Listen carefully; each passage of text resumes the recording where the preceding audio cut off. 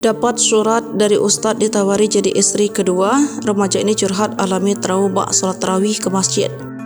Viral di media sosial, seorang gadis menjadi trauma datang sholat tarawih di masjid setelah ditawari jadi istri kedua Pak Ustadz. Tawaran itu disampaikan melalui sebuah surat yang diterima sosok gadis yang viral itu. Tanpa basa-basi, dalam surat tersebut pria menyebut dirinya Ustadz itu mengajak menikah dan menjadikan istri kedua. Sang gadis tak menyangka tekunnya ia beribadah di masjid akan berujung seperti ini. Amplop coklat yang awalnya dikira surat bantuan untuk anak yatim itu ternyata merupakan surat tawaran menikah. Peristiwa tersebut dibagikan oleh salah satu akun TikTok. Dalam slide foto dibagikan, kronologi alasan wanita tersebut takut ke masjid pun terungkap lewat tangkapan layar pesan WhatsApp. Kak, tadi Ustadz Zahir nitip surat buat kakak.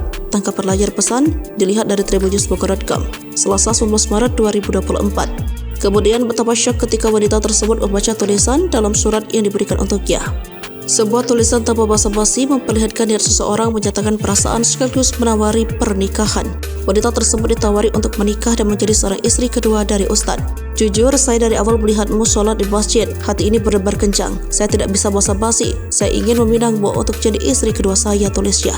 Kemampuan yang saya punya menjadi imam dan memperlakukan istri dengan adil, tambah pria bernama Zakir Zakaria.